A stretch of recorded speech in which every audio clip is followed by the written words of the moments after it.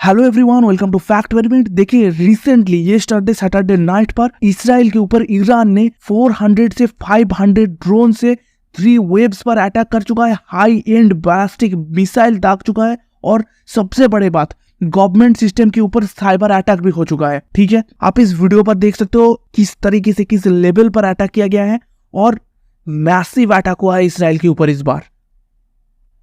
देखिए, आप ये कह सकते हो दैट्स अ एक्सपेक्टेड इंसिडेंट। ठीक है, क्योंकि 2 दिन पहले ही अमेरिकन एजेंसी ने इसके बारे में अलर्ट कर दिया था इसराइल को। एंड देखो, इसराइली डिफेंस सिस्टम जो था वो इतना दिनों से बहुत हद तक हाई अलर्ट में थे।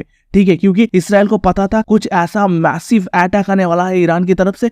और देखो, क्लियर बात है भाई, इसराइल का डिफेंस सिस्टम बहुत ज्यादा स्ट्रांग है एंड इसराइल का जो यहाँ का लोग था उसको पूरी तरीके से यहाँ से इवाकुएट किया गया था। और साथ में यहाँ पर इसराइली जो डिफेंस सिस्टम्स है वो आने वाला ड्रोन्स और मिसाइल्स को बहुत हद तक गिराया भी है।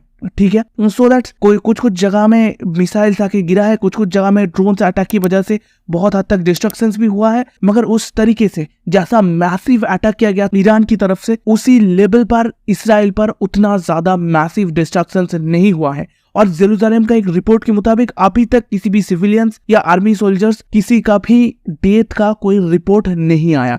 ठीक है, देखो, ये स्टार्ट पर ही हिजबुल्लाह ने अटैक किया ही था और आज नया तरीके से हिजबुल्लाह ने इंटेंस मिलिट्री ऑपरेशंस की बात कर रहा है। साथ में ईरान पर, पैलेस्टाइन पर सेलिब्रेशन चल रहा है। ये तो चलने वाला ही था, क्योंकि इस्लामिक सॉफ्ट कॉर्नर को यूज करके इसराइल के ऊपर अटैक करना, यही तो प्लान था ईरान का। ठीक है, अभी देखो, ऋषि सुनक ने यहाँ पर बहुत ही स्ट्रॉन्ग स्टेटमेंट दिया है और साथ में ईरान को एक तरफ से इनडायरेक्टली वार्न भी कर चुका है। Iran has again demonstrated that it is intent on sowing chaos in its own back bay. मतलब ईरान खुद अपने ही घर में इंस्टेबिलिटी क्रिएट करने में एक्साइटेड है।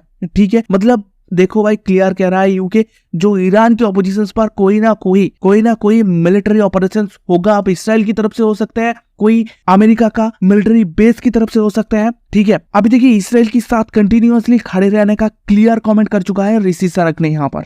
अभी देखिए, जो बाइडेन क्या कर रहा है मुझे समझ में नहीं आ रहा है। ठीक है, जो बाइडेन ने यहाँ पर सिर्फ एक ही बात बोला है, I meet with national security team and साथ में हम इसराइल का सिक्योरिटी के लिए बहुत ज्यादा टेंस्ड है, एक्टिव है, दैट्स ओके। यहाँ पर कोई भी स्ट्रॉन्ग स्टेटमेंट नहीं आया जो बाइडेन की तरफ से। मुझे समझ में नहीं आ रहा है जो बाइडेन क्या करने का कोशिश कर रहा है। मगर देखो, एक बात क्लियर है, यहाँ पर यूएसए एक्टिवली इस वार पर हाथ बढ़ाएगा, क्योंकि अगर ईरान फिर से अटैक करते हैं या इसराइल से कोई massive attack, back attack Iran के ऊपर करने का कोई अलग से प्लानिंग है, तो गारंटेड यूएसए यहाँ पर बहुत एक्टिवली इन्वॉल्व होगा। क्योंकि अगर मिड एशिया पर यूएसए को पकड़ को बना के रखना है, देन इसराइल को सपोर्ट करना, मिलिट्री सपोर्ट करना, इकोनॉमिकल सपोर्ट करना यूएसए के लिए बहुत ज्यादा जरूरी है। अभी देखो, समझना ये है जो फाइट किस डायरेक्शन पर होगा। अगर देखो, ईरान ने फिर से इसराइल के ऊपर अटैक किया और इसराइल ऐसा कोई प्लान कर रहा है ईरान के ऊपर ऑपोजिशन अटैक करने का, देन भाई ये फाइट बहुत हद तक लंबा खींचेगा। ठीक है, पहले तो देखो, यूएसए यहाँ पर एक्टिवली पार्ट लेंगे और यूएसए जो सबसे बड़े बात जो करेंगे वो है गल्फ ऑफ एडेन और पर्शियन गल्फ पर अपनी अमेरिकन नेवी को और फाइटर शिप को वहां पर ले जाके एस्टेब्लिश कर देंगे। वहां पर से फाइटर शिप से ईरान के ऊपर यूएसए नेवी ने बहुत हद तक प्रेशर क्रिएट करने का कोशिश करेगा। साथ में इराक और जॉर्डन पर यूएसए का स्ट्रॉन्गेस्ट मिलिट्री बेस है और इस स्ट्रॉन्ग मिलिट्री बेस से यूएसए ईरान के ऊपर नजर रखने का कोशिश करेगा और इसराइल को डिफेंस सेक्टर्स में हेल्प करने का कोशिश भी करेगा। यहाँ से शायद कोई एक्टिव अटैक ना हो, मगर हेल्प करने का कोशिश तो करेगा, ईरान से आए हुए कोई मिसाइल को डिस्ट्रॉय करके, कुछ ऐसे तरीके से। ठीक है, मगर गल्फ ऑफ एडेन और पर्शियन गल्फ जो एरिया है, वहां से अमेरिकन नेवी गारंटेड ईरान के ऊपर प्रेशर क्रिएट करने का कोशिश करेगा। ठीक है, अभी देखिए, साथ में इसराइल यहाँ पर नॉर्दर्न साइड में हिजबुल्लाह का एक्टिविटी को लेके बहुत हद तक अलर्ट रहेगा ही, क्योंकि एक दिन पहले ही हिजबुल्लाह ने यहाँ पर अटैक कर चुका है। ठीक है, और साथ में सबसे बड़े बात, ब्रिटिश और अमेरिकन ग्राउंड फाइटर्स भी इसराइल पर और इसराइली बेस पर बहुत हद तक एक्टिव होंगे। साथ में यहाँ पर फ्रेंच नेवी का एक्टिविटीज की भी बात किया जा रहा है इसराइल की मैटर पर। ठीक है, अगर आप ऑपोजिशन पर देखेंगे तो ईरान का जितने भी सारी प्रॉक्सीज है वो बहुत ही एक्टिवली काम करेगा। लेबनान से हिजबुल्लाह ग्रुप शायद नॉर्दर्न साइड में और भी ज्यादा मैसिव अटैक कर सकते हैं। येमेन का हूती रिबेल्स पार्ट ले सकते हैं एंड रासिया का यहाँ पर बहुत ही ग्रेट रोल हो सकता है।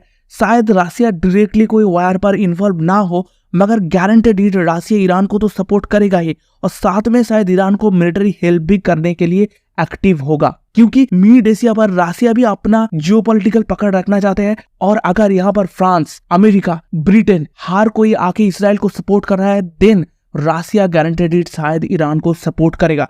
अब देखो चाइना की एक्टिविटी के बारे में क्लियरली कहा नहीं जा सकती, क्योंकि चाइना का बहुत सारा इन्वेस्टमेंट है ईरान के ऊपर, तो चाइना नहीं चाहेगा जो ईरान कोई मैसिव वार पर इन्वॉल्व हो जाए, क्योंकि अगर ईरान मैसिव वार पर इन्वॉल्व हो जाता है देन चाइना का जो ये सारी इन्वेस्टमेंट है वो बहुत हद तक लॉस होगा। एंड चाइना क्या एक्टिवली ईरान को सपोर्ट करेगा या नहीं, इसके बारे में शायद अभी क्लियरली नहीं कहा जा सकता है। ठीक है, देखिए एक छोटा सा अटैक पर तो ये नहीं किया जा सकता है जो बड़े से बड़ा कंट्री जैसे USA, Britain, France and Russia, इन सारी कंट्री साथ में इन्वॉल्व हो जाएगा वार पर, ये तो नहीं कहा जा सकता है। मगर देखो एक बात क्लियर है, वार लंबा खींचेगा और इन सारी कंट्रीज का इन्फ्लुएंस बहुत हद तक बढ़ेगा, इसराइल के ऊपर हो, ईरान के ऊपर हो, और बाकी सारी छोटी छोटी कंट्रीज, छोटी छोटी मिलिट्री बेस के ऊपर ही हो। मगर सारी कंट्रीज मिड एशिया का जो जियोपॉलिटिक्स है उसको इन्फ्लुएंस करने के लिए एक्टिवली आगे आएगा। ठीक है, एक बार मार्केट पर भी नजर रखते हैं, क्योंकि मिड एशिया एक बहुत बड़ी वर्ल्ड एक्सपोर्टर है। एंड जिस तरीके से जियोपॉलिटिकल इंस्टेबिलिटी स्टार्ट हुआ है, इसमें बात क्लियर है, ऑयल का प्राइस बढ़ने वाला है।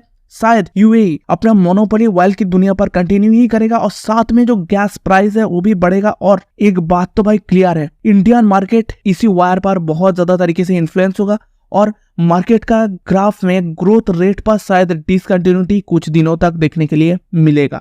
ठीक है, क्योंकि देखो मिड एशिया से बहुत सारी ऑयल, गैस इंडिया इंपोर्ट करते हैं। सो अगर वायर स्टार्ट हो जाते हैं, एक्टिव वायर स्टार्ट हो जाते हैं ईरान और इसराइल के अंदर, दैट्स टाइम ऑयल और गैसेस एक्सपोर्टेशंस पर बहुत हद तक इन्फ्लुएंस होगा। देखिए एक दिन पहले हिजबुल्लाह का एक अटैक पर मार्केट, यूएसए मार्केट और पूरा वर्ल्ड मार्केट इतना हद तक गिर चुका था। तो अगर इसराइल और ईरान के बीच पर ये लड़ाई कंटिन्यू होते हैं तो आप समझ ही सकते हो किस तरीके से वर्ल्ड मार्केट इन्फ्लुएंस होने वाला है। अभी देखिए अगर आप बोलेंगे जो इंडिया का क्या स्टैंड होगा इस वार के बारे में, ठीक है, देखो इंडिया न्यूट्रल पोजीशंस ही फॉलो करेगा, क्योंकि देखो ईरान के साथ इंडिया का रिलेशंस अच्छा ही है। कुछ दिन पहले जयशंकर साहब ने ईरान पर विजिट किया था, और इसराइल हमारा बहुत ही क्लोज फ्रेंड है। सो देखो इंडिया का मार्केट पर भी बहुत हद तक इंस्टेबिलिटी आएगा, और जियोपॉलिटिकल स्टेप पर भी इंडिया को बहुत सोच समझ के पैर रखना पड़ेगा, क्योंकि देखो इंडिया पर इलेक्शन चल रहा है आज के टाइम पे, और साथ में मिड एशिया का इतने सारे इंस्टेबिलिटी। सो इंडिया की बहुत ही सोच समझ के अभी के टाइम पे जियोपॉलिटिकल थॉट प्रोसेस को आगे बढ़ाना बहुत ज्यादा जरूरत है।